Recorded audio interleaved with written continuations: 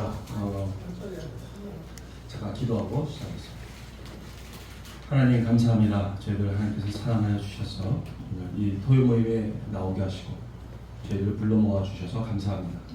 하나님, 오늘 하나님께서 전하고자 하시는 그 말씀, 하나님의 마음 잘 전달할 수 있도록 하나님께서 역사해 주시고 또 말씀을 듣는 모든 분들에게 하나님의 그 마음과 또 뜻이 온전히 전달될 수 있도록 그 마음을 열어 주시옵소서.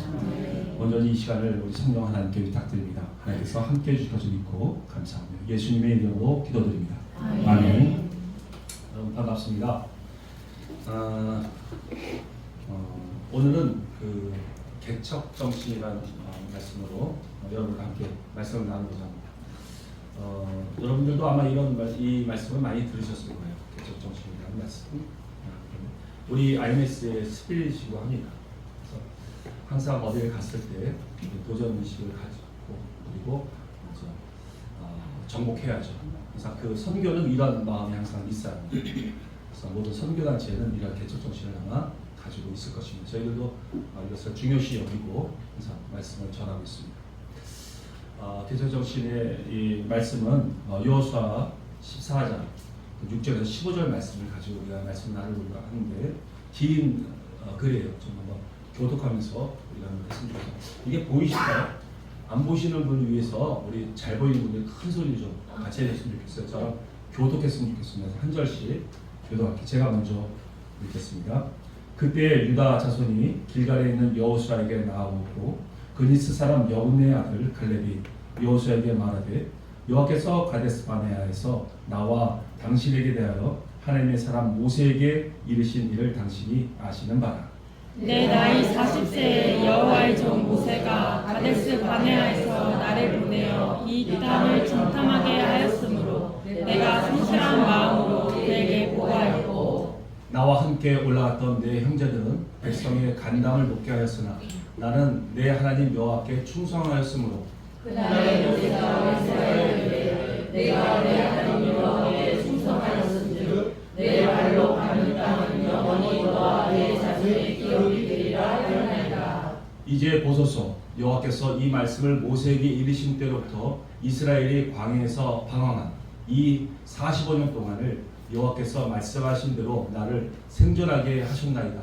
오늘 내가 85세로 돼 모세가 나를 보내던 날과 같이 오늘도 내가 여전히 강건하니 내 힘이 그때나 지금이나 같아서 싸움에나 출입에 감당할 수 있으니 그날에 여호와께서 말씀하신 이 산지를 지금 내게 주소서. 당신도 그날에 들으셨거니와 그곳에는 아낙 사람이 있고 그 성읍들은 크고 견고할지라도 여호와께서 나와 함께 하시면 내가 여호와께서 말씀하신 대로 그들을 쫓아내리이다 하니 여호수아가 여분의 아들 갈렙을 위하여 축복하고 헤브론을 그에게 주어 기업을 삼게 하매 헤브론이 그니스 사람 여분의 아들 갈렙의 기업이 되어 오늘까지 이르렀으니 이는 그가 이스라엘의 하나님 여호와를 온전히 쫓았습니다. 헤브론의 옛 이름은 야라바라. 아르바는 아낙 사람 가운데서 가장 큰 사람이었더라. 그리고 그 땅에 전쟁이 그쳤더라. 아멘. 오늘 우리가 나누고자 하는 말씀은 개척 정신입니다. 요즘 사람들은 이 개척 정신이 많이 부족한 것 같아요. 복지부동하고 그리고 자기의 삶을 만족하고 그저 머무르려고 합니다. 새로운 것에 대한 도전 의식이 자꾸 부족해지는 것 같아요. 우리가 나이가 많아서 또 고생을 많이 해서 그런 것인지는 몰라도 또 인생을 힘들게 산 것 같아서 그런지 몰라도 이제 정말 물러나야지, 그만해야지, 그리고 이제 뒷짐지고 앉아 있으려고 합니다.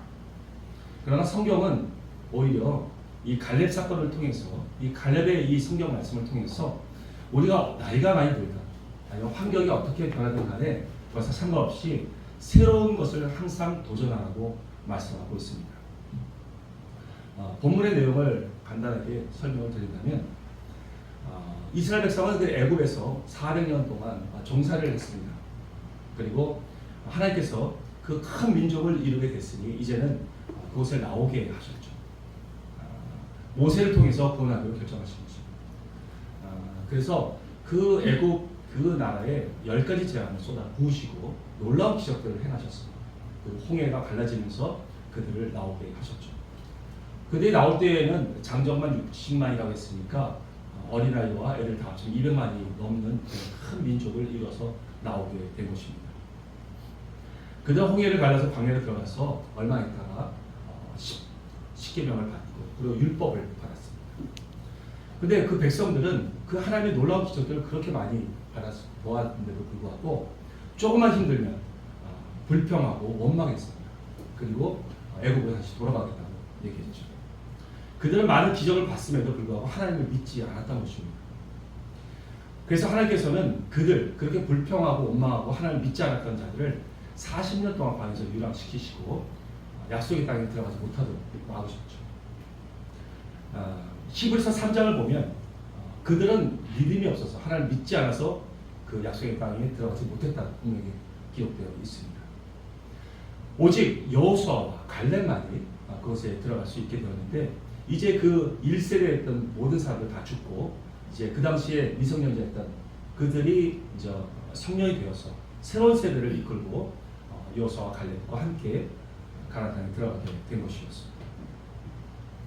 여호수아서 14장 정도를 보면 수많은 성읍들을 다 점령했어요. 참 많이 점령했어요. 많이 싸웠죠. 그리고 기업 분배도 어느 정도 다 이루어졌습니다. 모세에게 하나님께서 명령하신 그대로 기업 분배가 잘 이루어졌어요. 그런데 한 95% 정도는 다 이루어졌는데 한 5% 정도가 아직 이루어지지 않는 겁니다. 그것은 저 산악지대, 산지 같은 험하고 어려운 그런 땅이 남아있었던 것이죠. 이스라엘 백성들이 그렇게 중요하게 여기지 않은 땅들이었어요. 알곡이나 또는 알곡 같은 땅, 그리고 젖과 꿀이 흐르는 땅, 곡창지대, 이 좋은 땅들은 이미 분배가 다 끝난 상태였죠.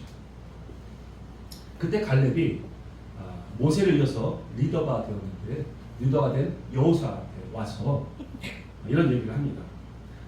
40년 전 그때를 기억하느냐, 우리 광야 생활을 시작할 때를 기억하냐고 묻습니다. 정확하게는 출애굽하고 나서 한 15개월 정도 지났을 때예요. 가데스 바네에서 모세는 그렇게 명령을 했죠. 각 지파에 있는 두령들을 다 뽑아라. 그리고 너희들은 이 가나안 땅을 좀 정탐을 좀 해라라고 그렇게 명령을 했습니다. 그때 이제 에브라임 지파에서는 우리 여호수아가 두령이었고 또 유다 지파에서는 갈렙이 두령이었어요. 그래서 그 12명은 함께 정탐을 했습니다. 40일간 정탐을 했습니다. 정탐을 다 마치고 돌아서 보고를 하는데 여호수아 갈렙을 빼고 그 둘을 빼고 나머지들은 굉장히 부정적인 보고를 했습니다. 그것은 정말 젖과 꿀이 흐르는 땅이다. 그런데 열매들도 아주 굉장히 풍성하고 좋다. 그렇지만 그들은 굉장히 장대했다. 그리고 안악자손들이 있더라. 하고 그들을 두려워했습니다. 우리가 만약에 그들과 싸우면 우리 메뚜기 같아서 금방 죽게 될 것이다. 라고 아주 부정적인 보고를 했죠. 그 보고를 받고 이스라엘 백성들 모두는 굉장히 실망하고 낙심하고 울면서 통보했습니다. 그래서 다시 애굽으로 가자고 이렇게 얘기를 했죠. 그러나 여호수아와 갈렙만은 그렇게 보고하지 않았습니다. 거기는 하나님께서 우리에게 주실 만한 땅이고 여호와께서 함께 하시면 그들은 우리의 밥이다. 그러니까 우리가 와서 싸우자라고 힘있게 말을 했습니다. 그들은 눈에 보이는 것으로 판단하지 않았습니다. 하나님의 말씀이 있는가, 하나님의 약속이 있는가, 거기서 그것으로 판단을 했어요. 그러나 이스라엘에서는 눈에 보이는 것으로만 판단을 했죠. 우리에게도 마찬가지로 믿음의 도전들이 참 많이 일어날 때가 많이 있어요. 근데 어떨 때는 그것이 불가능해 보이기도 하고 또 너무나도 어려워 보이는 커다란 장벽처럼 느낄 때가 있습니다. 그것은 나의 욕심으로 그거를 해결하려고 할 때 그런 어려움이 생기고 두려움이 생기는 것이죠. 한계를 느끼게 되는 것이죠. 그러나 하나님의 약속이 있고 하나님의 명령하는 곳이라면 반드시 하나님의 능력이 나타나서 그 뜻을 이루십니다. 아멘. 아멘. 아무리 영적으로 무섭고 또 굉장한 그런 나에게 닥쳐진 그런 문제거리로 올린다 할지라도 마치 다윗과 골리앗의 싸움처럼 능히 그것을 이겨낼 수가 있는 것이죠. 하나님께서는 갈렙과 여호수아의 이 보고를 들으시고 매우 기뻐하셨습니다. 그래서 갈렙에게는 많은 땅 기업을 주기로 약속하셨죠. 실제로 갈렙이 속해 있는 그 유다 지파는 다른 지파보다 참 많은 땅을 기업으로 받았습니다. 그런데 그 당시에 지금 이 상태에서도 마찬가지로 그 갈렙은 유다의 족장이었습니다. 근데 그 많은 땅을 분배받고 나서도 지금 여호수아에게 가서 또 새로운 땅을 지금 달라고 요구하고 있는 것입니다. 40년간 광해 생활을 했고 그리고 한 5년 가까이는 점령 정복 전쟁을 하고 있었어요. 그런 상태에서 갈렙이 지금 여호수아에게 왔는데 그 표정은 굉장히 어두웠어요. 힘들어하는 표정이고 어려워하는 표정이었습니다. 그래서 여호수아가 물어봤죠. 왜 그런 표정을 짓는가? 왜 뭐 힘든 것이 있느냐라고 물어봤을 때 갈렙은 이렇게 얘기합니다. 지금 한 95% 정도는 다 기업 분배가 이루어지고 갔다. 그런데 나머지 5%는 아직 이루어지지 않았다. 그것이 속상하다. 하나님의 말씀이 완전히 이루어지지 않은 것에 대해서 그는 굉장히 마음이 아파했던 것입니다. 그래서 그 땅 5%를 자기에게 달라. 아무도 그것을 가지려고 하지 않는다. 그러니 나에게 달라고 당당하게 요구하고 있는 것입니다. 그때 그 갈렙의 나이가 85세입니다. 청년이 아니에요. 저희 아버님이 85세에 소천하셨습니다. 뭐 지병으로 돌아가셨지만 적은 나이가 아닙니다. 굉장히 많은 나이예요. 그런데 그 갈렙은 그 산지를 지금 달라고 요구하고 있는 것입니다. 여기에 이 제자교회에서 또 담임하고 계시는 안상호 목사님이 지금 80이 훨씬 넘으셨습니다. 그런데 작년에도 탄자니아 가서 말씀을 선포하시고 그 수백 명의 목회자들 앞에서 말씀 강의하고 오십니다. 파키스탄 같은 데 가셔서 작년에도 파키스탄 가셔서 또 말씀하시고 어려운 데만 가셔갖고 말씀을 전하시고 80이 훨씬 넘었는데 불구하고요. 이런 것이 개척 정신입니다. 또 우리 위원회에 또 위원 되시는 우리 또 김준덕 성기사님도 76세가 넘으셨는데도 몽골에서 수많은 교회들을 세우시고 계속 세례 주시는 그런 활동들을 하고 계십니다. 저희 위원 중에서 정경성 목사님은 수십 년 동안 몽골을 섬겨서 거기 수많은 제자들, 목회자들 만들어 내셨고 급기야는 거기 있는 제자에게 그 교회를 넘겨주시고 이제는 새로운 땅으로 가려고 러시아 선교하려고 지금 러시아를 배우고 계십니다. 70이 훨씬 넘으셨는데 이렇게 갈렙 정신을 가지고 있는 이런 분들이 많이 있는 거죠. 이 갈렙이 이래 있습니다. 나이가 많음에도 불구하고 그 산지를 달라고 여호수아에게 요구한 것입니다. 그 산지는 800m 고지입니다. 굉장히 헤브론산은 굉장히 높았어요. 그 헤브론산이 800m인데 거기를 정복하겠다고 달라고 하는 것입니다. 지금처럼 뭐 미사일 쏘고 막 이런 무기가 없었어요. 그냥 맞서서 올라가서 싸워야 했습니다. 지금 북한산이 지금 836m예요. 북한산 정도를 올라가는 거예요. 우리 전쟁할 때 보면 요만한 고지 하나 점령하려고 애를 씁니다. 이 고지 하나 점령. 근데 그 산을 정복한다는 게 맞서서 싸운다는 게 얼마나 어렵겠어요. 그곳에는 그리고 안악자손이 있었습니다. 안악자손은 정말 거인들이었습니다. 네피림의 후손들이었어요. 네피림은 이 석유학자들이 얘기하는 걸 들어보면 등치만 크고 둔한 이런 거인이 아니었습니다. 그저 버팔로가 막 뛰어가면 함께 뛰어가서 그걸 잡아서 그냥 먹을 수 있는 그런 용맹하고 뛰어난 전사들이었다. 그러니까 덩치도 크지만 빠르고 재빠르고 굉장히 힘이 세고 강력한 용사였습니다. 그 후손들이 그러니까 안악자손이 있다는 것은 굉장히 두려움을 줄 수 있는 그런 자들이었습니다. 근데 그것을 점령하겠다고 달라고 요구하고 있는 것입니다. 그들은 안악자손의 키가 구척장신이었습니다. 한 척이 30cm면 2m 70이에요. 여러분 2m 70이 뭐 크겠어. 이렇게 실감이 잘 안 나죠. 잠깐 말씀을 드리면 여러분 K1이라는 운동 경기 아시죠? K1이나 또는 UFC 뭐 이런 운동 경기 있어요. 그냥 근육이 막 이런 사람들이 그 경기를 합니다. 막 싸워요. 근데 거기에 최영만이가 나왔어요. 최영만이 그냥 키가 커 이러는데 빗 맞아도 한 방이에요. 빗 맞아도 한 방.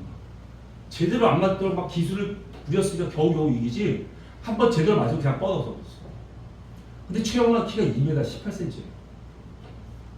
그러면 2m 70이 얼마나 크겠습니까? 그 보통 사람보다 한 30cm나 40cm 크다고 해갖고 그렇게 쪼는데 최영만보다도 50cm가 더 큰 거예요. 그런 자들과 맞서서 싸워겠다고 지금 갈렙이 얘기하고 있는 거예요. 그 산지를 달라고 하는 거예요. 말로만 하는 게 아니라 직접 가서 싸우겠다고 하는 것이죠. 백발의 노인이 말이죠.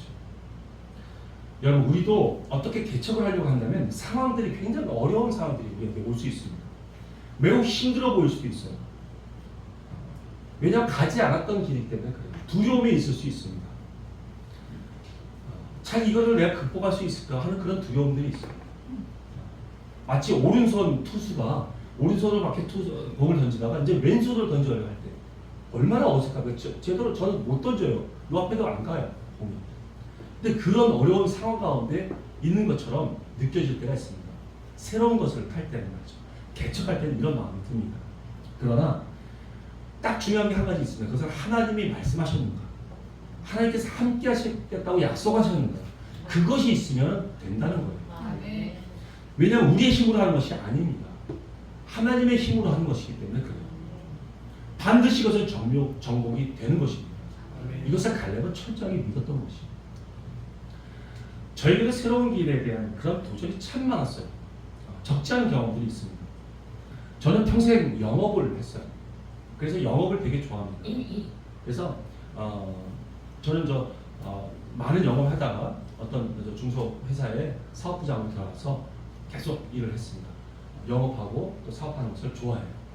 그래서 그 일을 하다가 저는 선교단체를 만나서 선교훈련을 받게 됐어요. 선교훈련이 한 3년 반 코스고 한 5년 코스의 훈련인데 굉장히 힘들었어요. 근데도 너무 즐거웠어요. 정말 뜨겁게 그 훈련을 받았습니다.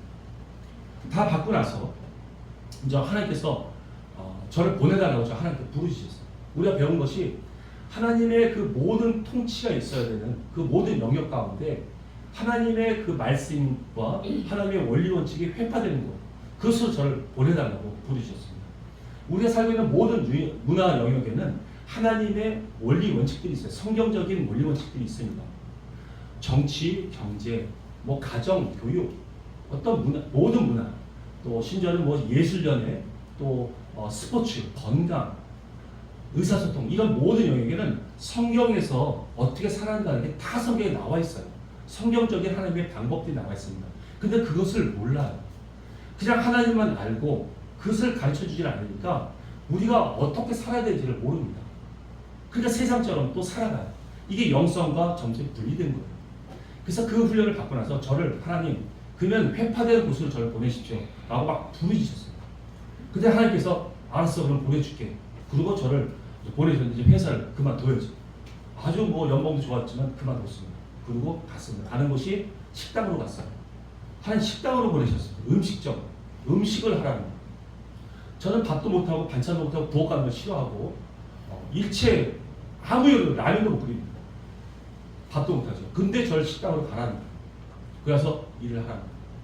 그래서 하나님의 말씀에 순종해서 그곳에 갔습니다. 왜? 약속이 있고 명령이 있으니까. 그리고 갔어요. 그래서 고생 많이 했습니다. 한 1년 동안 수없이 고생을 했어요. 정말 안 돼요. 제가 설거지하기 전에 손님 장사하고 막 이 밥하고 막 이러는 거 안 해봤던 거예요. 오른손 잡으면 왼손으로 지금 던지고 있는 거 똑같습니다. 그렇게 1년을 했더니만 그 다음부터 하나님께서 이제 저에게 기름을 부어주셨어요. 능력을 주셨어요.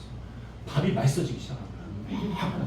볶음, 철판 볶음밥을 했는데 밥이 너무 맛있어지는 거예요. 그러니까 사람들이 막 몰려와요. 근데 몰려온 정도가 아니라 뛰어와요. 자리를 잡으려고. 자리를 놓치니까. 거기가 점심시간에 어디가 정확하게 보라매 공원 거기 무역센터 있는데 거기 지하에 음식백화점이 들어갔어요. 아주 싼 데를, 아주 구석에 싼 데를 들어갔어요. 아주 고생 엄청 했습니다. 그런데 사람들이 그 밥이 맛있으니까 막 뛰어와요. 빨리 먹고 점심시간 쉬어야 되잖아요. 자리가 얼마인데 그 다음부터 줄을 쫙 서요. 줄 좌선마다. 그리고 저는 볶음밥을 볶는 거예요. 저는 믿어지지가 않아요. 제가 하면서도 믿어지지가 않아요. 이게 맛있다니? 그리고 그렇게 보고 했더니 그렇게 4년을 했습니다. 4년을 했어요. 그럼 저는 영업을 많이 했기 때문에 프랜차이즈 같은 것을 하고자 했어요. 하나님은 돈 벌 때가 있어요. 따로 줘요. 돈 벌 때를 줍니다. 그러니까 우리가 막 돈 벌려 발버둥쳐볼 시간 없어요. 그때가 있습니다. 그때 저는 어떻게 근무를 했냐면 토요일 날도 쉬었고 주일 날도 쉬었어요. 우리는 훈련 받아야 되고 제자도 키워 있어요. 키워야 했기 때문에 주일날 쉬고 토요일날도 쉬었습니다. 평일에는 점심 장사만 했어요. 저녁 장사도 아니에요. 저녁에 가서 또 우리가 제대로 키워야 돼요. 훈련 받아야 되니까. 점심 장사만 했는데도 사람이 그렇게 몰려오는 그런 장사를 한 거예요. 하나님이 100% 하나님이 하셨음을 모든 사람이 다 압니다. 그래서 그것을 이게 프랜차이즈를 하려고 했어요. 사람들이 막 몰려와서 가르쳐달라는 거야. 기술을 가르쳐달라는 거죠. 그래서 저 막 기뻐서 돈 벌 때가 따로 있구나. 이제는 프랜차이즈 하면 되겠구나. 할 때 하나님께서 그만 또 다른 데로 가 라고 말씀하시고, 와 이제 왼손 잡이가 이제 자연스럽게 아주 왼손 투수가 됐는데 다른 데로 가라는 거예요. 그래서 이번에는 그럼 어디로 갑니까? 그랬더니 그거보다 음식점보다 더 싫어하는 거 글을 보내시는데 공부예요. 저거 공부를 하라. 여러분 40 중반인데 공부를 하라는 거예요. 그래서 무슨 공부를 합니까? 여러분들이 들으면 아주 웃음밖에 안 나오는 공부예요. 죄송하지만 저는 근데 실력이 그거밖에 안 되기 때문에 아주 힘든 거였어요. 공인중개사 시험을 보라는 거예요. 여러분들 뭐 이런 거 간증할 때는 뭐 저기 사법고시를 봐라, 박사학위를 따라 뭐 이런 거 공부를 시키는 저하고 수준이 안 맞습니다. 저는 그 맨 밑바닥에 대해서 그것만 해도 뭐 벅찬 상태예요. 한 번도 공부한 적이 없으니까. 근데 공부하라고 해서 알겠습니다. 그럼 말씀대로 하겠습니다. 그러고 그 길을 또 공부의 길로 갔어요. 10월 달에 공인중개사 시험을 10월 달에 보는데 저는 1월 달부터 공부를 했습니다. 근데 가서 이거는 1년 만에 따야 돼. 내가 직장 다니면서 공부하는 건 불가능하다. 그러니까 1년 안에 쇼를 보려면 나는 직장 같은 거 다니지 말고 그냥 공부만 해야 되겠다. 그렇게 마음을 먹었어요. 그리고 제 아내가 힘들지만 잠깐 나와서 일을 해줬습니다. 아침에 가서 10시부터 2시까지 공부를 했어요. 그리고 나머지 시간을 수업을 듣고 나머지 공부를 해요. 강의를 듣고 나서 공부를 해야 되는데 공부를 안 해봤으니까 요령이 생겨요. 어떤 요령이 생겨요? 비교를 하는데 야간반이 있었거든요. 7시부터 11시까지 공부하는 야간반이 있으니까 그들하고 비교를 한 거예요. 저 사람들은 열심히 일하고 나서 공부하는데도 부는 사람이 있는데 나는 시간이 워낙 많다. 그러니까 좀 천천히 되지 않느냐. 그래가지고 10시부터 2시까지 수업을 딱 강의를 듣고 나서 제가 놀기 시작했습니다. 그래서 간 곳이 어디냐면 만화가게에 갔어요. 너무 부끄럽지만 그냥 다 얘기해야지. 만화가게 가서 라면 시켜 먹으면서 만화책을 봤어요. 만화책 보고 그냥 뭐 그렇게 놀다가, 그리고 왜 시간 아직 많으니까 나는 딴 사람에 비해서. 그래서 이제 집에 오면 고생했다고 막 이렇게 해줘요. 뭐 좀 찔리는 거 좀 있었지만 그렇게 5개월을 했어요. 5월 달에 모의고사를 보는데 점수가 완전히 바닥이에요. 평균 60점이 넘어야지 되는데 모든 점수가 넘어야 되는데 60점은커녕 40점은 과락이에요. 근데 모든 걸 다 100점 맞아도 한 과목이라도 40점 이하가 나오면 그냥 떨어집니다. 불합격해요. 근데 40점은커녕 그 완전 밑바닥에서 노는 거예요. 아무것도 점수가 안 나왔어요. 저는 완전 깜짝 놀랐어요. 그때 모의고사 처음 보는 모의고사인데 깜짝 놀랐습니다. 이게 제 실력이라는 거예요. 이제 앞으로 5개월밖에 안 남았는데 이제 어떻게 해야 되나. 이제 막 되게 힘들었습니다. 그때 제 마음이 앞으로 갈 수는 없어요. 왜? 떨어질 게 뻔하니까. 근데 안 하자고 포기하자니 하나님의 말씀이 있잖아요. 그러니까 갈 수도 없고 안 갈 수도 없는 그런 상황이었어요. 아주 그 마음속에 두려움과 떨림이 얼마나 많은지 모르겠어요. 그때 제 마음이 어떤 마음이었냐면, 여러분 혹시 울산에 보면 큰 칼럼 같은 거 있는 곳인 거 아십니까? 막 굴뚝들이 엄청나게 높아요. 거기는 이 석유화학 단지에서 잠깐 근무한 적이 있었는데 굴뚝도 그냥 여기 보통 굴뚝이 아니라 진짜 하늘 찌를 만한 그 굴뚝이 있습니다. 그 중간에 이게 일자로 계단이 쭉 있어요. 이 사다리가 중간에 하나만 쉬는 게 하나 있어요. 근데 그것도 엄청 높아요. 거기를 고참이 올라가는데 따라오라고 해서 올라갔어요. 저는 높은 데를 한 번도 경험이 없었어요. 그러니까 따라 올라갔어요. 쭉 올라갔는데 거의 끝까지 올라갔는데 밑을 본 거예요. 얼마나 놀랐는지. 여러분 15층에 그냥 난간에 매달려 똑같습니다. 이 계단이라는 이 보호장치가 없어요. 막 그냥 땀이 나오고 거기서 내가 이렇게 딱 멈췄어요. 뭐 내려가지 못하고 올라가지 못하고 힘이 쭉 빠지는 거예요. 그 경험이 있어요. 그 상태가 지금 똑같은 거예요. 아무것도 못하겠어요. 막 얼어버렸어요. 하나님의 말씀이 있었기 때문에. 그때 이제 저희가 아침마다 가정 예배를 드리는데 그때 하나님께서 저에게 말씀을 주셨어요. 그래서 그 말씀을 의지하게 하시더라고요. 그 말씀이 시편 30편 5절 말씀이에요. 제가 그냥 읽어보겠습니다. 내 길을 여호와께 맡기라. 그를 의지하면 그가 이루시고. 이거 아주 많이 들어봤던 평범한 말이잖아요. 근데 이 말씀이 내게 확 들어왔어요. 아, 그냥 여호와께 맡기겠다. 그럼 그가 이루신다고 약속하셨다. 이 말씀을 그냥 꽉 잡았어요. 그리고 하나님께 정말 맡겼습니다. 그러니까 하나님께서 저를 이끌어 주시기 시작하셨는데 5시 반에 일어나게 하시더라고요. 그리고 학원에 6시 반에 도착했어요. 그리고 총무가 문 열 때를 기다렸어요. 그리고 같이 문 열고 들어가서 그 독서실이 그 학원의 독서실이 가장 좋은 독서실인데 거기에 자리를 잡았어요. 그리고 공부하기 시작했습니다. 그리고 10시까지 공부하고 10시 또 2시까지 수업 듣고 또 30분 잠깐 도시락 까먹고 11시 반까지 한 번도 쉬지 않고 그냥 공부를 했어요. 그렇게 5개월을 했습니다. 11시 반 되면 거기는 직원이 문 닫는다고 가라고 그때 같이 나왔어요. 하나님께서 그런 힘을 주시더라고요. 저는 그렇게 공부한 적이 없어요. 30분만 봐도 힘들어요. 근데 그게 되더라고요. 하나님 그 능력을 주시고 힘을 주시더라고요. 그래서 그렇게 했습니다. 그리고 2시간씩 기도했습니다. 2시간 동안 무슨 기도가 나와요. 간절하니까 2시간이 나와요. 매일 2시간씩 기도했습니다. 그렇게 해서 이제 10월 달에 시험을 보는데 여러분 시험 과목이 6과목인데 그게 만만치가 않습니다. 여러분들 쉬울 수 있지만 저한테는 너무 힘들었어요. 다 법이에요. 두께가 이래요. 민법, 그 다음에 공인중개사법, 그 다음에 부동산학, 그 다음에 세법, 그 다음에 공시법, 등기법, 거기에다가 공법이 있어요. 공법이 제일 어려워요. 공법은 국토의 이용에 관한 법률, 건축법, 토지법, 주택법, 이거 다 배워야 되는 거예요. 읽어도 그 다음에 또 잊어버려요. 읽어도 잊어버려요. 계속 그런 상태에서. 그래서 공법이 과락이 될 것 같은 두려움이 생긴 거예요. 너무 모든 사람이 그것 때문에 많이 떨어졌거든요.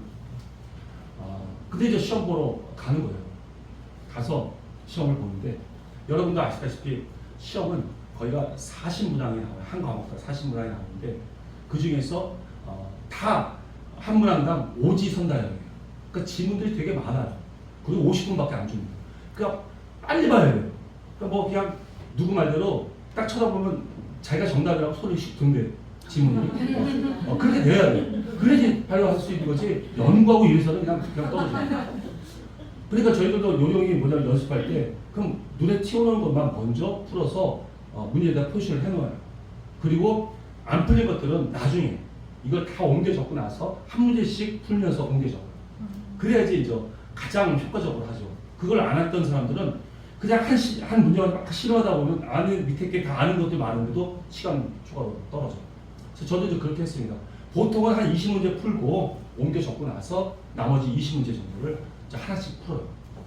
나머지 문제들 다 그렇게 했습니다. 그 과목들도. 근데 공법은 공법이 너무 보세요.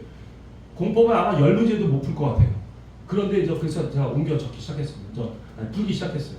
그 푼 것을 답안지에다 옮겨 적는데 아마 한 10문제밖에 옮겨 적지 않을 것 같았어요. 근데 한 문제 옮겨 적고 한 문제 옮겨 적었는데 여러분 40문제가 다 풀려져 있어요. 그러니까 여러분 믿어지십니까? 전 믿어지지 않아요. 40문제가 다 풀려져 있어요. 다 그냥 답안지 적고 있는 거예요. 깜짝 놀랐습니다. 그래서 내가 끝나자마자 수원에 있던 제가 다니던 교회에 기도원에 들어가서 기도실로 들어가서 답안지를 체크를 했어요. 다른 것들은 겨우겨우 그냥 다 60점 이상은 그래도 다행히 맞았어요. 근데 공법이 제일 문제였어요. 공법을 푸는데 이걸 채점을 하는데 과락이 문제가 아니라 60점이 문제가 아니라 그보다 훨씬 높은 점수가 나온 거예요. 공법이. 이게 뭐지? 너무 놀랐어요. 그래서 내가 그 문제를 다시 풀어봤어요. 반 이상이 모르는 거예요. 다시 푸는데 제가 몰라요. 그게 푸는데 못 맞춰. 이게 내가 왜 이걸 찍었지? 라는 정도. 그래서 그 다음날 제가 기도원에 갔어요.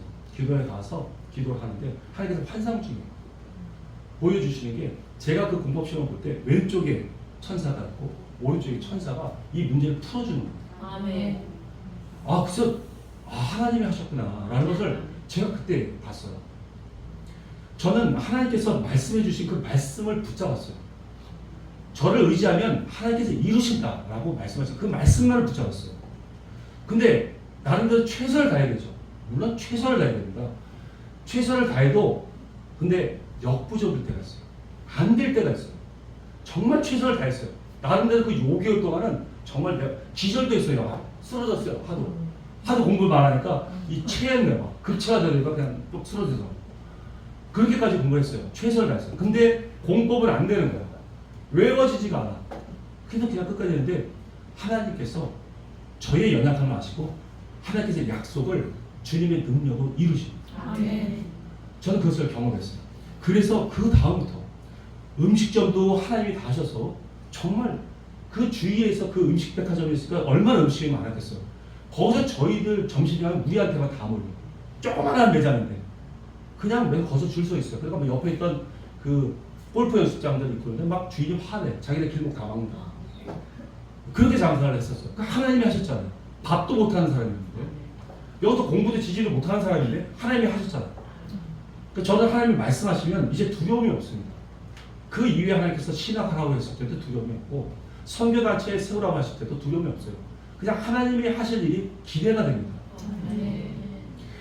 이런 경험들을 여러분들 다 했으실 거예요. 그런데 우연의 일치야 이렇게 생각해버리니까 너무 많아요. 아닙니다. 다 하나님께서 하셨던 것을 다 기억해 주세요. 그러면 하나님께서 여러분에게 말씀하실 때 하나님의 능력으로 이루시는 것을 체험하게 되실 것입니다. 아멘. 갈렙은 45년 전에 발로 밟는 땅 모든 땅을 너에게 주겠다 하신 그 약속을 끝까지 믿었습니다. 반드시 정복할 것인지를 그는 알았어요. 그래서 그건 내 땅입니다라고 얘기합니다. 나에게 주십시오라고 그냥 당당하게 얘기할 수 있었던 거죠. 갈렙이 여호수아에게 왔을 때 무슨 근심 어린 눈 가지고 또 걱정하는 눈으로 왔을 때 여호수아는 이게 무슨 가정 문제가 좀 있나? 아니면 노후 걱정이 있어서 왔나? 이런 생각을 했어요. 그런데 갈렙은 그런 게 상관이 없었어요. 그런 거 신경을 쓰지 않았어요. 그냥 오직 하나님께서 말씀하셨던 그 말씀이 온전히 이루어지지 못했던 그 5% 거기에 관심이 있었던 거예요. 그것으로 근심하고 그것으로 어려워했던 것입니다. 이 모습을 보니까 여호수아가 너무 기뻤어요. 그래서 그를 축복하고 그 땅을 가지라고 주었습니다. 결국 갈렙은 그것을 차지했죠. 그런데 11절에 보면 그는 그 나이가 85세인데 그는 오히려 강건하다고 말을 합니다. 강건해요. 강하대요. 근데 성경학자나 그 고증에 의해서 보면 그때 85세나 지금의 85세가 같다고 말합니다. 다를 바가 없다고 말해요. 어떤 신체적 구조나 생리적인 특성이 그때랑 지금의 일반이라고 말을 합니다. 다만 뭐 공기가 좀 좋았고 유기농 음식이 좀 있었다는 거 그거 외에는 똑같다는 거죠. 그런데 왜 자기는 이렇게 이런 말을 할까요? 우리 갈렙이 왜 이런 말을 할까요? 나는 싸움이나 출입에 감당할 수 있다라고 그런 말을 했습니다. 왜 그런 말을 했을까요? 그것은 몸은 지금 노쇠됐고 좀 힘들지만 내 마음은 청년 같다는 얘기입니다.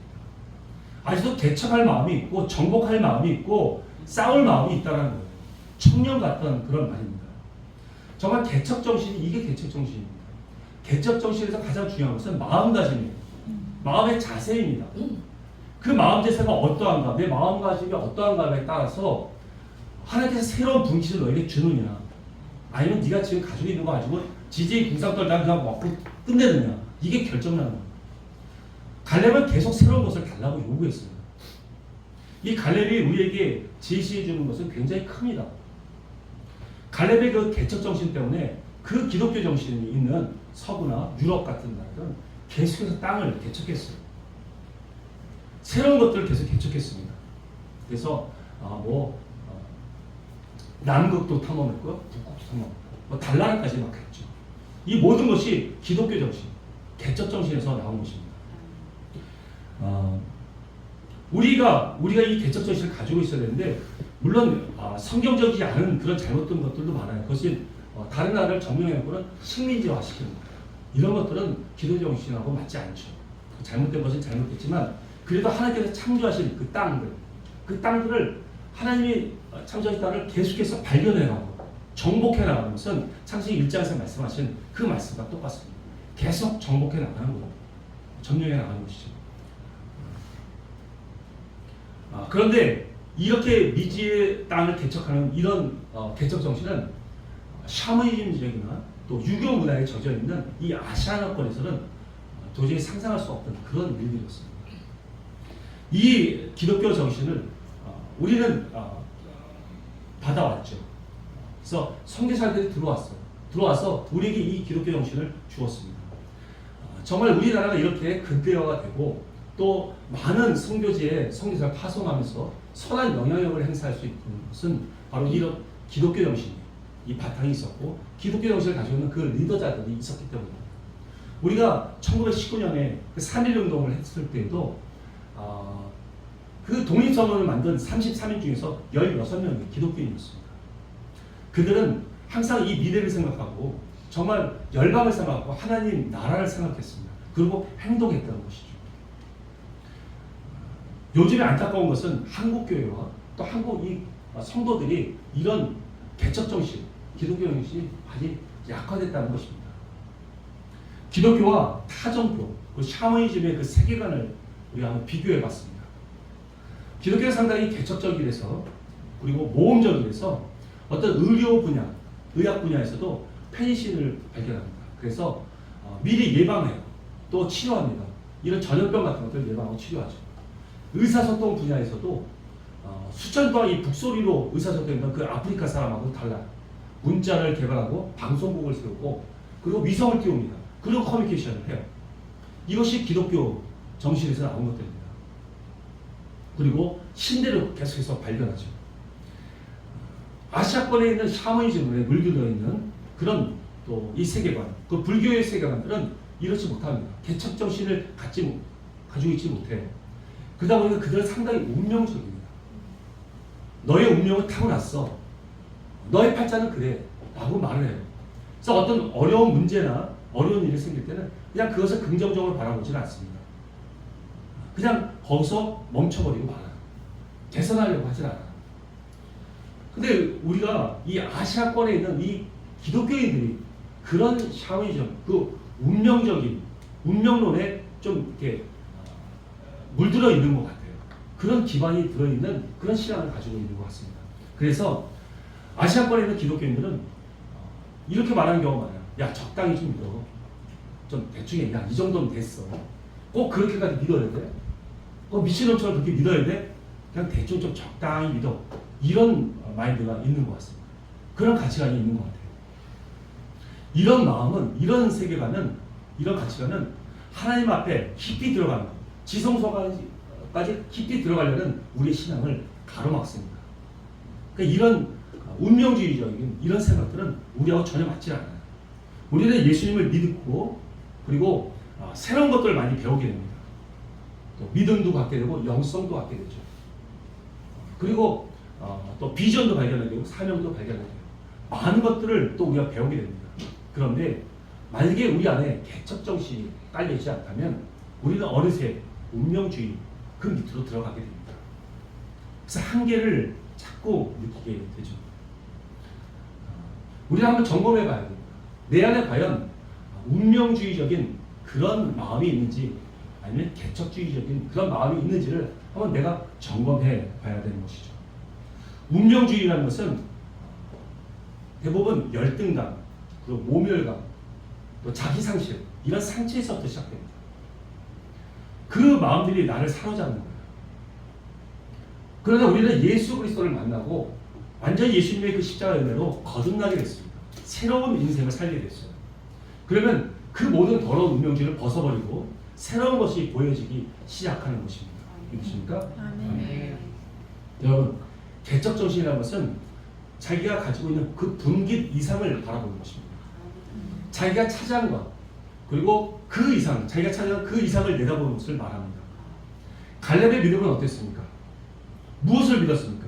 그는 자기에 주어진 그 기업만이 자신의 것이라고 생각하지 않았습니다. 자기가 속해 있던 그 영역만이 자기의 것이라고 생각하지 않았어요. 자신의 분깃으로 믿지 않았습니다. 그는 오히려 자기가 받는 모든 땅이 자기 땅이 될 거라고 믿었어요. 왜? 하나님의 약속의 말씀이 있었기 때문이죠. 그래서 그것을 그대로 믿은 것입니다. 여러분들은 하나님께서 말씀하신 것을 끝까지 붙잡습니까? 1년 동안 하나님께서 말씀 주신 1년 동안 아무런 변화가 없어. 그럼 그 말씀 내려놓습니까? 아니면 기회는 5년, 10년 동안 하나님 말씀해 주신 것이 아무런 반응이 없어. 움직임도 없어. 그러면 내가 잘못 들었나? 하시고 그 말씀을 내려놓습니다. 여러분, 하나님은 한번 말씀해서 끝까지 이루십니다. 아멘. 45년이라는 것은 굉장히 긴 세월이에요. 45년 후에 이 말씀대로 이루어달라고 요구하는 거예요.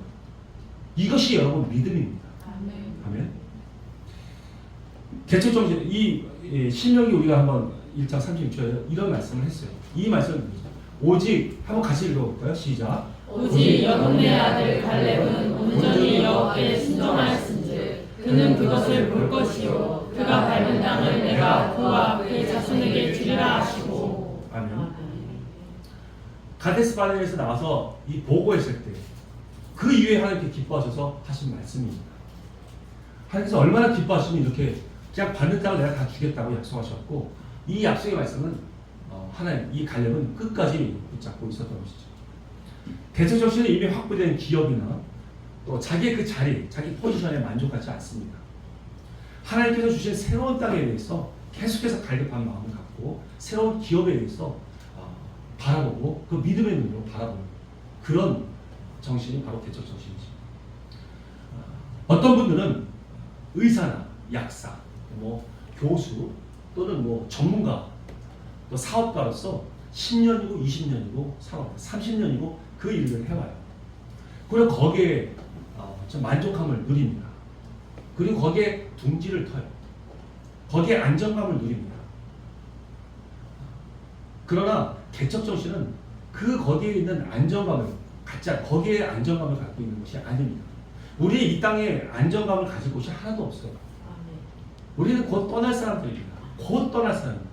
여기에 곧 떠날 사람도 많죠. 특별히 저희 젊은 사람입니다. 우리는 곧 갈 사람들이 많아요. 정말 이 땅에 아무 소망 없습니다. 근데 여기에 안정감을 누리는 것은 개척 정신이 아닙니다. 자기가 얼마가 남아있던 간에 10년이 남아있던 20년이 남아있던 간에 정말 하나님과 새로운 그 땅을 밟기를 원하는 것입니다. 이것이 개척 정신이에요. 아무리 힘들어도 새로운 땅을 달라고 요구할 수 있는 것입니다. 12절에서 이렇게 또 얘기를 했죠. 제가 그냥 읽어보겠습니다. 12절에 여호와께서 나와 함께 하시면 내가 여호와께서 말씀하신 대로 그들을 쫓아내리리다. 이렇게 말씀하십니다. 갈렙은 그 땅이 자기 땅이 될 것을 온전히 믿었습니다. 이것이 개척 정신이죠. 우리에게 개척 정신이라는 건 무엇입니까? 우리의 운명을 개척하는 것입니다. 스스로 개척하는 거예요. 여러분, 운명론을 칼빈이 말한 예정론과 혼동하시면 안 됩니다. 예정론과 운명론 혼동하지 마세요. 예정론은 구원에 국한해서 말할 수 있는 거예요. 구원이라는 것을 국한해서 말하는 것입니다. 그것도 엄밀히 따지면 예정입니다. 미리 아신다는 거예요. 우리가 주님을 믿고 우리가 구원을 받았으면 그 이후의 일들은 우리의 믿음대로 유업을 얻는 것입니다. 믿으십니까? 우리의 믿음대로 그 운명을 개척해 나가는 거예요. 믿음이 없을 때는 허탄한 것에 매여 있을 수 있습니다. 사탄의 권세에 물려 있을 수도 있어요. 또 가족력에 묶여 있을 수도 있고요. 가족의 족보에 물려 있을 수도 있습니다. 암이나 당뇨병 이런 것에 가족력에 묶여 있을 수도 있죠. 그러나 주님을 영접한 이후에는 완전히 달라집니다. 완전히 새로운 사람이 되는 것입니다. 아멘. 우리는 새로운 삶을 계속 개척해 나가는 것입니다. 이것이 개척 정신의 시작인 것이죠. 저는 예수님을 믿기 전에 저는 성장 환경이라는 그런 운명적인 그런 삶을 살게 되었어요. 그런 눌림 가운데 살았습니다. 굉장히 불우한 시절을 보냈어요. 저는 초등학교 때까지 어머니라고 부르는 사람이 5분이 넘었어요. 다복한 건 아닙니다. 굉장히 불우했어요. 그래서 방황했어요. 초등학교 때 방황했어요. 아주 성숙했죠. 초등학교 6학년 때 속담배를 배웠어요. 나쁜 친구라고 어울렸는데 생각해보니까 제가 나쁜 사람이었어요. 그들이 나쁜 친구한테 어울립니다. 미안했죠. 속담배를 피우기 시작했어요. 제 폐가 막 썩기 시작했어요. 아니 지금 초등학교 6학년과 달라요. 저는 그때는 못 먹었을까. 저는 성장이 고등학교 때 성적 때문에 굉장히 작았습니다. 요만한 애가 속달배를 뜨는 거예요. 그러다가 그 안 좋은 애가 어리다 보니까 더 안 좋은 것을 했는데 환각제를 흡입했습니다. 본드를 흡입했습니다. 본드가 흡입했는데 본드를 사람들이 몰라요. 저희가 첫 세대입니다. 깃발 꽂았습니다. 저희가 처음 한 거예요. 길에서 본드를 불어도 사람들이 뭐 하는지를 몰라. 아무도 몰라요. 그냥 불고 있는 거예요. 굉장히 암울했습니다. 그 많은 애들이 그렇게 본드를 보면서 그냥 어울려서 있었어요. 그 중에서 제 옆에 있던 제 친구는 초등학교 6학년인데 자살을 했어요. 자기 삶을 비관을 해요. 아니 그 어린애가 뭘 합니까? 근데 자살을 했습니다. 그 암울한 시대를 그때 시절을 보냈어요. 근데 하나님께서는 저를 건져내 주셨어요. 저만 극적으로 그 무리 가운데 저만 건져냈어요. 그렇게 해서 제가 벗어났습니다. 저는 중학교 때 수영을 했는데 수영을 했다는 게 아니라 수영한 걸 조금 배웠어요. 근데 부모님과 같이 저기 내과에 놀러 갔어요. 부모님과 친구들과 저기서 뭐 식사하시고 막 노시는 동안에 저는 혼자서 수영을 하고 싶었어요. 근데 수영하는 이런 폼 재는 게 좀 부끄러웠어요. 그러니까 사람이 없는 걸 확인했습니다. 사람이 없을 때 좀 하고 싶었어요. 근데 사람이 딱 없는 걸 다 확인하고 그 조그마한 강을 건너가려고 수영을 했는데 맨날 수영장 수영만 하다가 흐르는 물에서 수영을 하다 보니까 이게 자연스럽게 이 밑으로 내려가는 거예요. 그러다가 큰 웅덩이가 있었는데 그 한가운데 제가 딱 쓰게 된 거죠. 그때 그 상황을 딱 보니까 얼마나 놀라던지. 그래서 그냥 거기서 꼬르륵이 시작됐습니다. 근데 꼬르륵이 3번을 하면 죽는다는 걸 제가 들었어요. 그래서 한데 꼬르륵이 3번이 들어갑니다. 이제 죽는 것밖에 남지 않았습니다. 근데 제가 분명히 아무도 없는 걸 확인했는데 그때 저만한 아이가, 전 중학교 때 요만했습니다. 요만한 아이가 저를 와서 구해주는 거예요. 전 지금도 사람 제대로 못 구해요. 근데 그 요만한 아이가 나를 구해서 묵가로 옮겨주고 그런 지 친구하고 빨갈거리고 웃으면서 싹 사라졌어요. 그 후에 저 혼자 남았습니다. 아무 둘러도 아무도 없어요. 이런 일이 벌어진 건 부모도 몰라고 나만 알아요. 하나님과 나만 알아요. 나중에 생각하면 천사인 것 같아요. 나중에 예수님 거 보니까 천사인 것 같습니다. 저를 그렇게 구했어요. 사단은 저를 수없이 죽이려고 했습니다. 그 이후에도 저는 청소년에게 계속 가위를 눌렸어요. 아마 그런 환각제를 먹어서 그런 건지도 몰라요. 가위를 여러분 눌려보셨습니까? 과일 누르면 땀이 비오듯이 쏟아집니다. 밤에나 낮잠 잘 때나 밤에 잘 때 막 땀이 막 쏟아져요. 그리고 귀에서는 둥둥둥둥둥 이런 소리가 들립니다. 그냥 막 땀이 어떤 뭔지 잘 모르겠어요. 두려움이 막 생겨요. 그런 청소년기를 보냈어요. 고등학교 1학년 때는 저희 집은 목조 건물이었는데 불이 났습니다. 그 목조를 순식간에 타면서 그냥 확 쏟아졌어요. 그 1월달이었어요. 아주 추울 때였는데 팬티 바람으로 그냥 뛰어나와서 겨우 살았습니다. 그냥 폭삭 가라앉았어요. 제가 나중에 예수님을 믿고 나서 예수님을 만나고 나서 예수님께서 제게 행하셨던 그 말씀이 있는 것을 그 구절을 봤어요. 그것이 이사야서 43장 이거네. 43장 2절 말씀입니다. 한번 제가 읽어보겠습니다. 내가 물 가운데로 지날 때에 내가 너와 함께 할 것이다. 강을 건널 때에 물이 너를 침몰하지 못할 것이고 네가 불 가운데로 지날 때에 타지도 아니할 것이요 불꽃이 너를 사리지도 못하리라. 네. 저에게 행하셨던 그대로 말씀이 써있더라고요. 정말 저는 이런 경험들이 있었어요. 예수님의 제가 26살 때 예수님을 믿게 됐는데 그 이후에 저의 삶은 완전히 달라졌습니다. 사단은 저를 옷기도 건들지 못합니다. 꿈에서도 저를 공격하지 못해요. 하나님의 그 철저하신 보호 가운데 있어갖고 어떤 상황 가운데서 저는 하나님의 보호 가운데서 성장했습니다. 여러분도 이런 경험이 다 있으실 거예요. 근데 참 우연의 일치다. 참 운이 좋았어.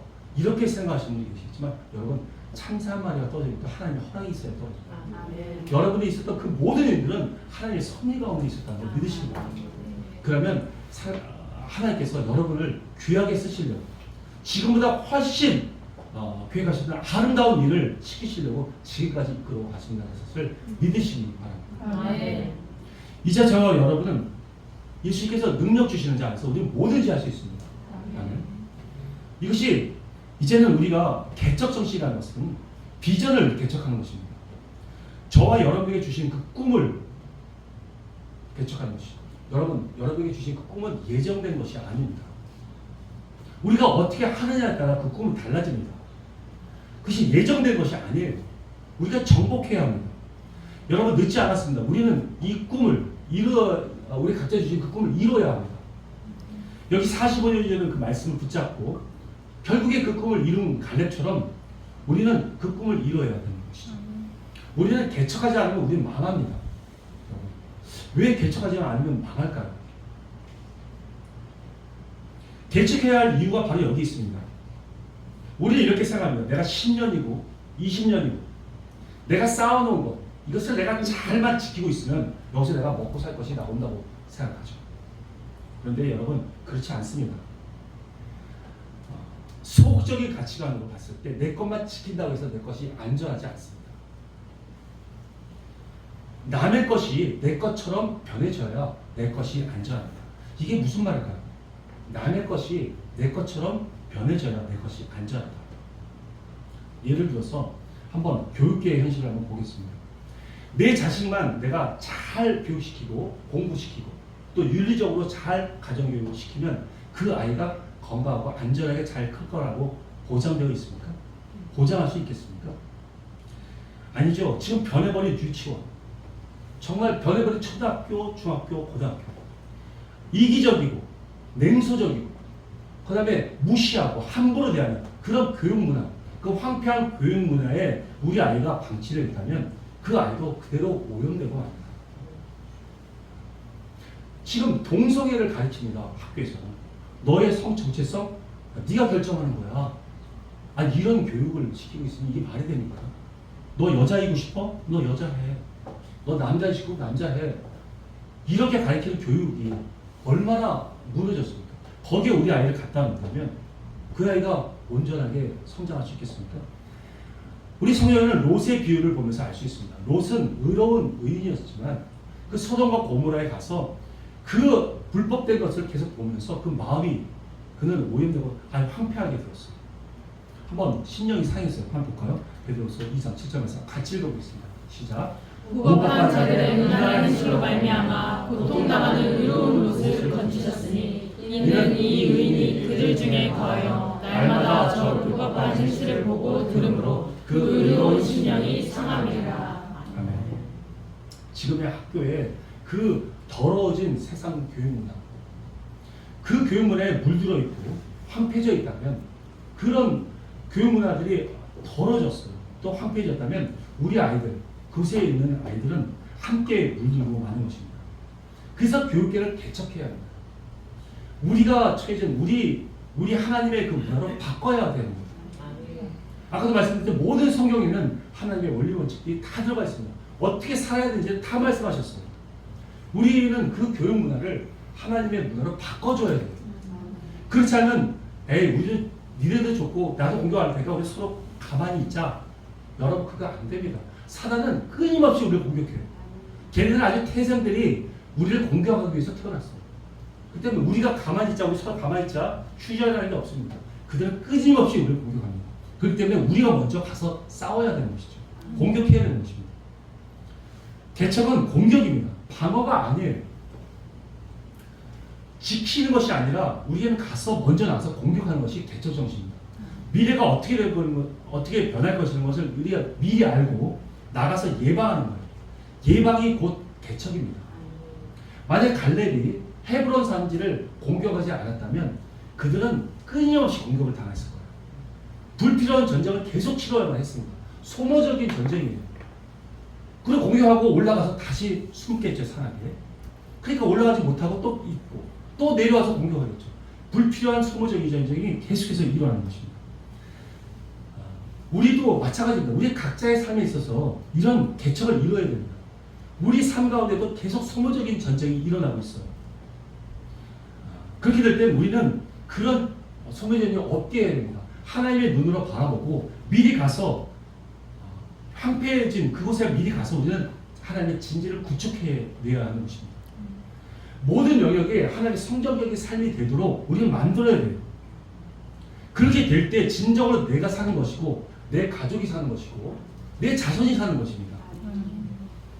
그냥 내 것만 지키려고 하는 것, 이런 샤머니즘적인 그런 생각을 가지고 있는 것은 그건 절대로 보호가 되지 않습니다.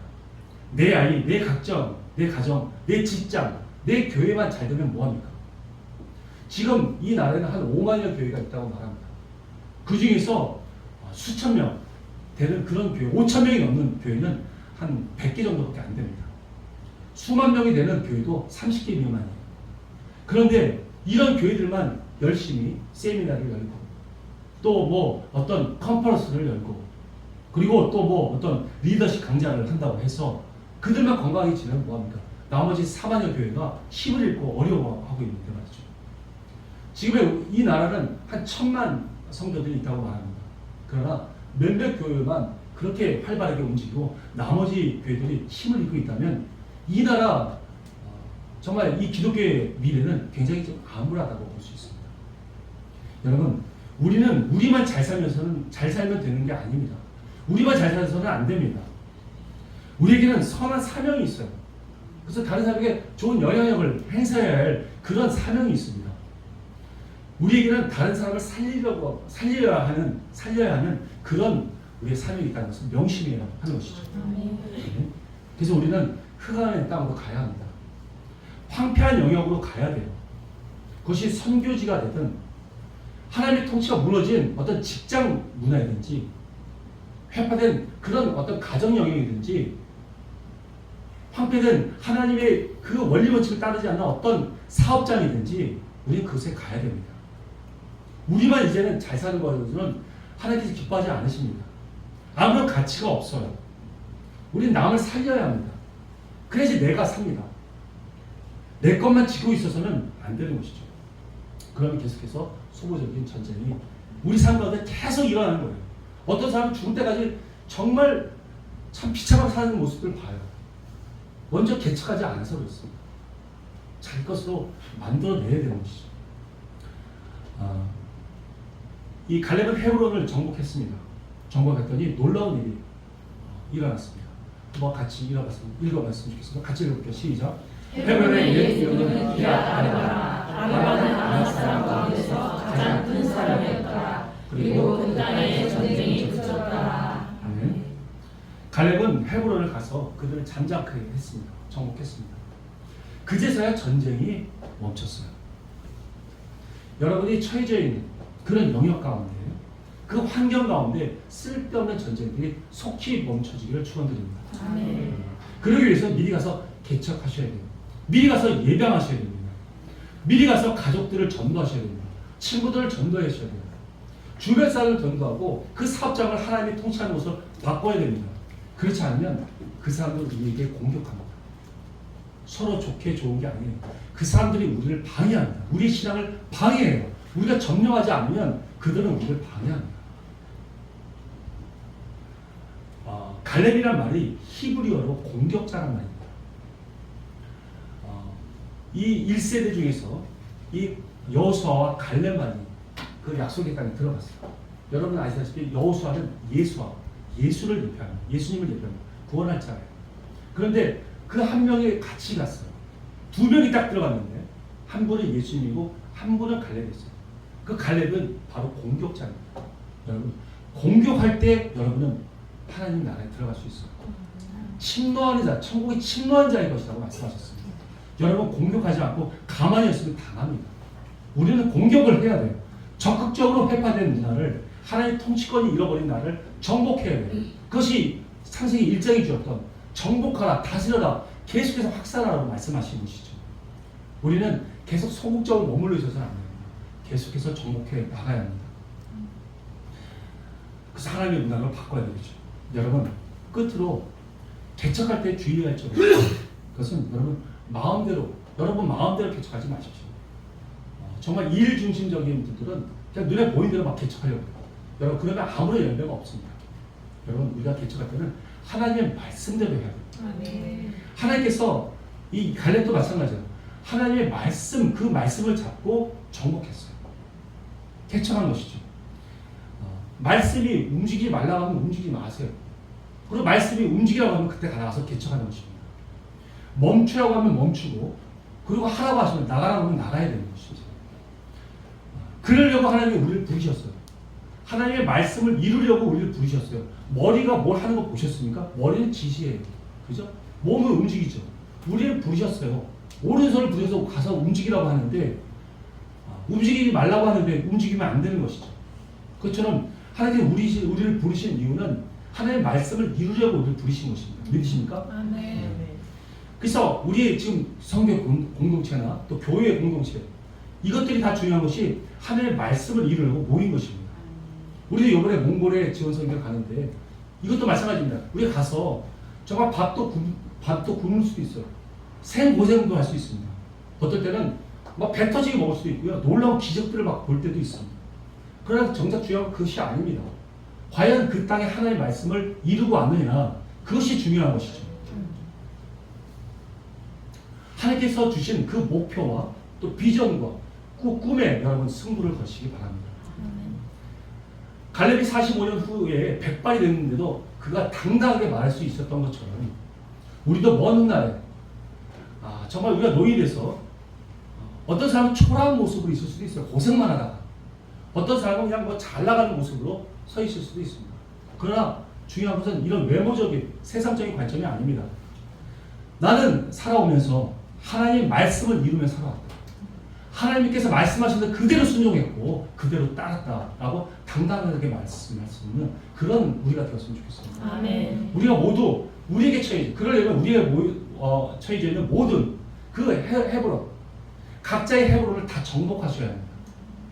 자기에게 맡겨주신 그 헤브론, 남의 것이야, 내 것 아니잖아 라고 생각하는 그런 마음이 아니라 하나님의 땅이 아직 이루어지지 않은 것을 마음 아파하고 그걸 정복하고자 하는 그 열정이 우리 가운데 있어야 하는 것이죠. 그래서 그 헤브론을 나에게 주십시오. 내가 그것을 정복하겠습니다 라고 외치고 우리 모두가 그 각자의 헤브론에 올라가서 깃발을 다 꼽고 함께 기뻐하며 즐거워하며 우리를 서로를 바라볼 수 있는 저와 여러분이 다 되시기를 예수님의 이름으로 축원드립니다. 아멘. 기도하겠습니다. 우리가 기도할 때 한 가지 놓고 기도할게요. 하나님, 저희들은 하나님의 말씀에 순종하기를 원합니다. 어떻게 순종하는지 잘 몰랐어요. 그냥 가라고 하면 가고 생각하면 생각하고 이런 수동적인 생각을 가졌습니다. 그러나 이제 하나님 마음을 내가 품겠습니다. 그리고 하나님의 관점으로 바라보겠습니다. 그래서 아직까지 정복되지 않고 하나님의 그 회파된 영역, 하나님을 다스리지 못하고 있는 그런 회파된 곳에 내가 가기를 원하고 내가 하나님 나를 그곳에 보내달라고 부르짖는 우리가 되겠습니다. 그래서 적극적인 도전의식을 갖고 그 개척 정신을 가지고 하나님과 동행하는 자가 되기를 원합니다. 우리 하나님께 좀 간절히 기도했으면 좋겠습니다.